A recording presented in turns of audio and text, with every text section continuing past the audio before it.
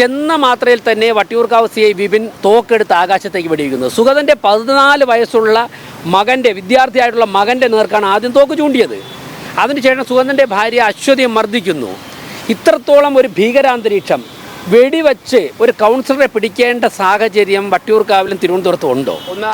അദ്ദേഹം ആ കൗൺസിലർ കാപ്പ കേസിൽ പ്രതിയാണെന്ന് പോലീസ് പറയുന്നതല്ലാതെ കാപ്പ കേസിൽ ഒരാൾ പ്രതിയാവുമ്പോൾ അതിനെന്തെങ്കിലും രേഖയുണ്ടാവില്ലേ? കാപ്പ കേസ് ഈ പറഞ്ഞ പോലീസ് മാധ്യമങ്ങളോട് പൊതുസമൂഹത്തോടെ പറയട്ടെ, അല്ലെങ്കിൽ ഞാൻ മേയറായിരിക്കുന്ന ഒരു കോർപ്പറേഷനിലെ കൗൺസിലറാണ് അദ്ദേഹം, എന്നെ ബോധ്യപ്പെടുത്തട്ടെ, അദ്ദേഹത്തെ കാപ്പ കേസിൽ പ്രതിയാവുന്നുള്ള രേഖകൾ കാണിക്കട്ടെ. കാപ്പ കേസിൽ ഒരു വ്യക്തിയെ പ്രതിയാക്കുന്നതിന് മുൻപ് അതിൻ്റെ കുറേ ഫോർമാലിറ്റീസ് ഉണ്ട്.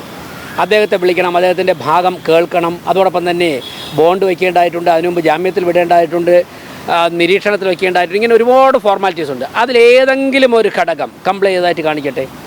കാപ്പ കേസിൽ ഒരു വ്യക്തിയെ പെടുത്തിയാൽ അദ്ദേഹത്തെ അത് അറിയിക്കണമല്ലോ രേഖാമൂലം, അത് കാണിക്കട്ടെ. അതൊന്നുമില്ലാതെ പാതിരാത്രിയിൽ ഒരു വീട്ടിൽ കയറി ഒരു സ്ത്രീയും 2 കുഞ്ഞുങ്ങളും കൗൺസിലർ മാത്രമുള്ള സമയത്ത് ഭീകരാന്തരീക്ഷം സൃഷ്ടിച്ച് അറസ്റ്റ് ചെയ്യുകയും തൊട്ടടുത്തുള്ള ഒരു പുരുഷനും ഒരു സ്ത്രീയും മാത്രമാണ് അവിടെ ഓടിയെത്തിയത്. ഈ കൗൺസിലർ സുഗതൻ്റെ സ്ഥാപനത്തിലൊരു സ്റ്റാഫ് അസുഖമായതുകൊണ്ട് ആശുപത്രിയിൽ പോകാൻ വേണ്ടി പണം ചോദിക്കാൻ വേണ്ടി സുഗതൻ്റെ അടുത്ത് വന്നിരുന്നു. ഇത്രയും പേരല്ലാതെ ഒരാളും അവിടെ ഇല്ലായിരുന്നു. അപ്പോഴാണ് ചെന്ന മാത്രയിൽ തന്നെ വട്ടിയൂർക്കാവ് സി ഐ വിപിൻ തോക്കെടുത്ത് ആകാശത്തേക്ക് വെടിവെക്കുന്നത്. സുഗതൻ്റെ 14 വയസ്സുള്ള മകൻ്റെ വിദ്യാർത്ഥിയായിട്ടുള്ള മകൻ്റെ നേർക്കാണ് ആദ്യം തോക്ക് ചൂണ്ടിയത്. അതിനുശേഷം സുഗതൻ്റെ ഭാര്യ അശ്വതിയെ മർദ്ദിക്കുന്നു. ഇത്രത്തോളം ഒരു ഭീകരാന്തരീക്ഷം വെടിവെച്ച് ഒരു കൗൺസിലറെ പിടിക്കേണ്ട സാഹചര്യം വട്ടിയൂർക്കാവിലും തിരുവനന്തപുരത്തും ഉണ്ടോ? കാപ്പ കേസ് പ്രതിയെന്ന് പോലീസ് മാധ്യമങ്ങളെ തെറ്റിദ്ധരിപ്പിച്ച് വാർത്ത കൊടുക്കുന്നതിന് മുമ്പ് അതിൻ്റെ രേഖകളൊന്ന് കാണിക്കണ്ടേ? ഈ വധശ്രമ കേസ് പ്രതിയാണ് എന്നുള്ള ഒരു അറിവ് മേയർക്കുണ്ടോ? ഞാനൊരു കാര്യം പറയാം, എനിക്കെതിരെയും പല സമരങ്ങളും നടത്തിയപ്പോഴേക്കും 307 ഉൾപ്പെടെ എടുത്തിട്ടുണ്ട്, 308 എടുത്തിട്ടുണ്ട്. അത് ആരെങ്കിലും ബോധപൂർവം കൊല്ലാൻ വേണ്ടി ശ്രമിച്ചു എന്നുകൊണ്ടാണോ? ശബരിമല കേസിൽ എത്ര കേസിൽ ഞങ്ങൾക്കെതിരെ 307ഉം 308ഉം എടുത്തിട്ടുണ്ട് IPC അന്നത്തെ നിയമം അനുസരിച്ച്. വെള്ളക്കടവിൽ നടന്ന ഒരു അമ്പലത്തിലെ ഉത്സവവുമായി ബന്ധപ്പെട്ട് നടന്ന ഒരു ചെറിയ തർക്കം.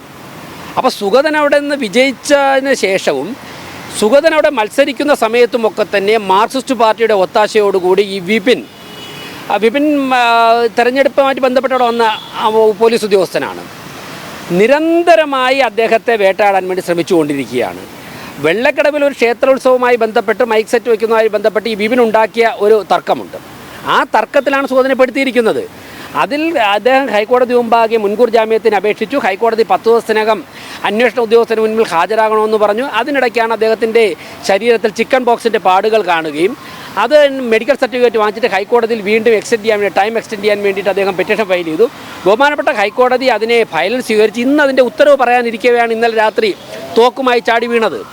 അപ്പോൾ ഇത്രത്തോളം ഒരു ഭീകര അന്തരീക്ഷം സൃഷ്ടിക്കേണ്ട സാഹചര്യം ഉണ്ടായിരുന്നു. മാത്രവുമല്ല, നിയമസഭാ തെരഞ്ഞെടുപ്പിന് ശേഷം വട്ടിയൂർക്കാവ് ഉണ്ടായിട്ടുള്ള എല്ലാ അതിക്രമങ്ങളുടെയും അടിസ്ഥാന കാരണം ഈ വിപിൻ എന്ന് പറയുന്ന ഒരു ക്രിമിനൽ മാനസികാവസ്ഥയുള്ള പോലീസ് ഉദ്യോഗസ്ഥനാണ്.